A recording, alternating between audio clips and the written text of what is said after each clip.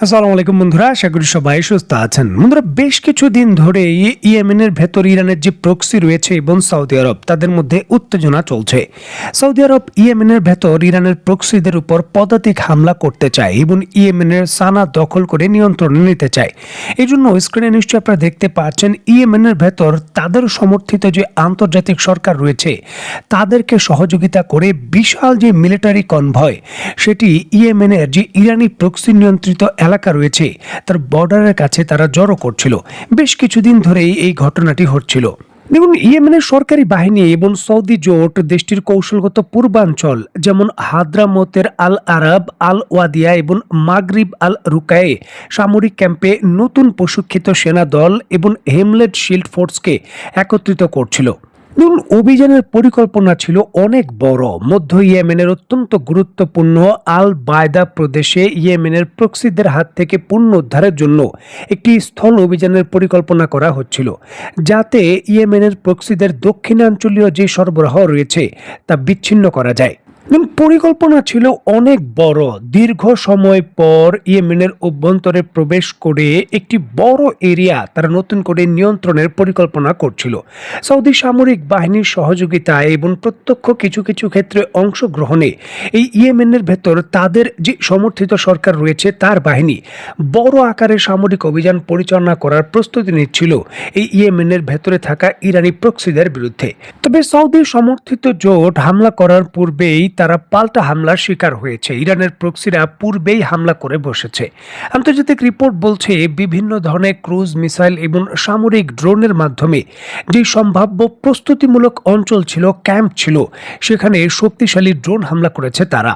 দেখুন, ইয়েমেনের যে মারিব এবং হারমত প্রদেশ রয়েছে, সৌদি সমর্থিত সরকারি বাহিনীর সামরিক ঘাঁটি লক্ষ্য করে ইরান সমর্থিত যে প্রক্সি বাহিনী রয়েছে ধারাবাহিক ক্ষেপণাস্ত্র এবং ড্রোন হামলায় এখন পর্যন্ত প্রায় 30 জনের বেশি সৌদি জোটের নিহত হয়েছে এবং প্রায় 50 জনের বেশি আহত হয়েছে।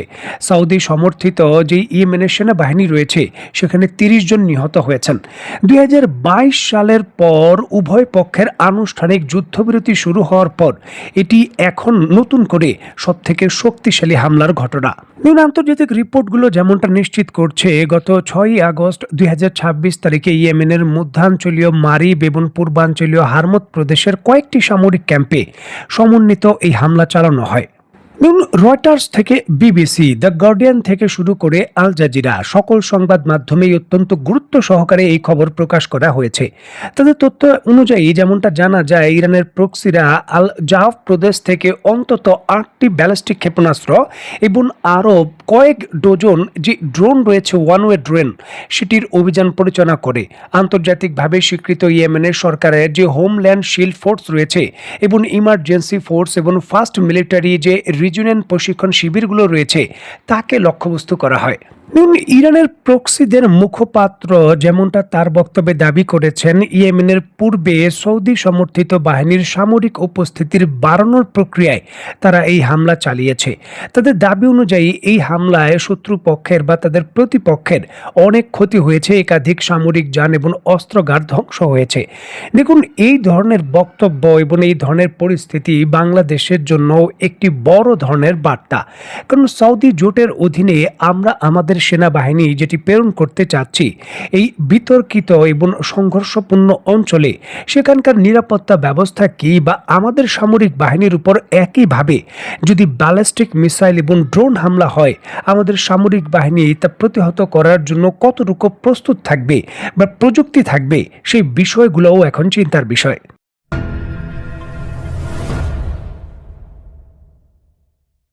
স্ক্রিনে বর্তমানে আপনারা সীমান্তবর্তী এলাকার যে দৃশ্য দেখছেন, প্রথমে আপনার মনে হতে পারে যে কোনো ফায়ার ওয়ার্ক বা কোনো অনুষ্ঠানের জন্য এই ধরনের হয়তো যে আতশবাজি রয়েছে তা ব্যবহার করা হচ্ছে।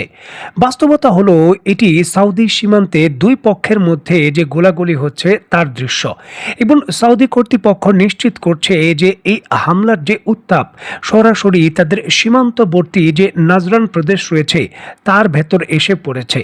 স্ক্রিনে নিশ্চয়ই আপনারা দেখতে পাচ্ছেন রাশিয়ার বিখ্যাত সংবাদ মাধ্যম আরটি নিউজ।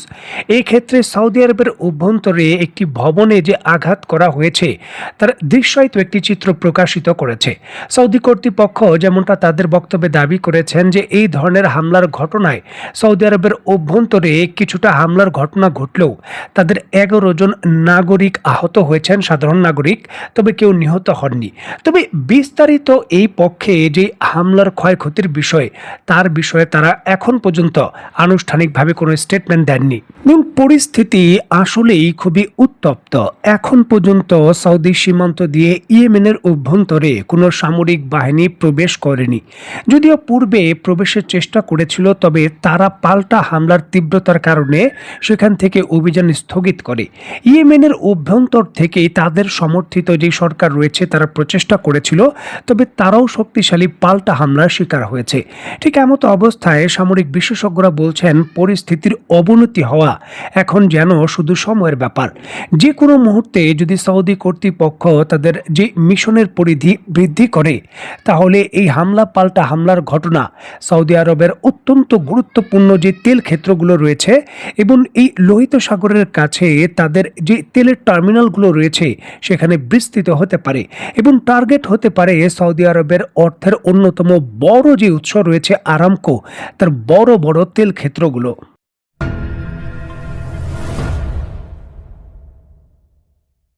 দেখুন, বর্তমান আধুনিক যুদ্ধক্ষেত্রগুলো শুধু ব্যয়বহুল অস্ত্র বা ব্যয়বহুল মিলিটারি থাকলেই হয় না। কৌশল এবং প্রযুক্তির সমন্বয়ে একটি সুনির্দিষ্ট বড় মাপের অভিযান পরিচালনার সক্ষমতা দরকার হয়, যেটি পরিষ্কারভাবেই বর্তমানে ইয়েমেন এবং সৌদি আরবের সীমান্তে যা হচ্ছে তা থেকে দৃশ্যমান। যাই হোক, সৌদি আরব একটি বড় ভিত্তিতে আরও কিছু শক্তিকে এখানে যুক্ত করতে চায়। তারা যে জোট তৈরি করেছে 14 দেশের, সেই 14 দেশের 14 দেশ সামরিক শক্তি বা সামরিক বাহিনী কতটুকু প্রেরণ করবে বা ইয়েমেনের যুদ্ধে কতটুকু জড়াবে, বিষয়গুলো নিয়ে এখনও ধোঁয়াশা রয়েছে। যেখানে পাকিস্তানের মতো দেশ অলরেডি এই সৌদি আরবের সঙ্গে ডিফেন্স প্যাক্টে যুক্ত রয়েছে, মানে তারা যুদ্ধ করতে ওই চুক্তির অধীনে অনেকটাই প্রতিশ্রুতিবদ্ধ। ঠিক একই ধরনের একটি চুক্তি আজ শুক্রবার সরাসরি তুরস্কের সঙ্গে স্বাক্ষরিত করতে যাচ্ছে সৌদি আরব। দেখুন, এটি একটি জোট ভিত্তিক চুক্তির মতো অনুষ্ঠিত হতে যাচ্ছে, যেখানে পাকিস্তানে কোনো সামরিক হামলা হলে এই বাকি দুইটি দেশ সৌদি আরব এবং তুরস্ক তার হামলা হলে বিবেচনা করবে। আবার একইভাবে তুরস্ক এবং সৌদি আরব নিজ নিজ দেশের প্রতিক্রিয়ায় বাকি দেশগুলোও একইভাবে নিজের দেশে হামলা হিসাবে বিবেচিত করবে এবং তারা সহযোগিতা করবে। এই চুক্তির স্ট্যান্ডার্ডে পাকিস্তান, সৌদি আরব এবং তুরস্ক 3 দেশই একটি জোট ভিত্তিক যুক্ত হচ্ছে। প্রশ্ন হলো যে এই দেশগুলো জোট ভিত্তিক যুক্ত হচ্ছে, ঠিক আছে, তবে ইয়েমেনের ভেতর সৌদি আরবের সামরিক প্রতিক্রিয়া বা ধরলাম পাকিস্তানের সঙ্গে ভারতের কোনো সীমান্ত এলাকার সংঘর্ষ কিংবা তুরস্কের সঙ্গে যে গ্রিসের সঙ্গে সংঘর্ষ রয়েছে, এই ধরনের পরিস্থিতিতে একে অন্যের সঙ্গে কি যুক্ত হবে, যেখানে যুক্তরাষ্ট্রের প্রভাব বলয় এবং তাদের সিদ্ধান্তেরও একটি সমীকরণ রয়েছে। দেখার বিষয় আসলে কি হয়। তো বন্ধুরা, আজকের মতো বিদায়। নতুন কোনো ভিডিও নিয়ে আবার দেখা হবে। সে পর্যন্ত সবাই ভালো থাকবেন, সুস্থ থাকবেন এবং বাংলাদেশকে ভালোবাসবেন। আল্লাহ হাফেজ।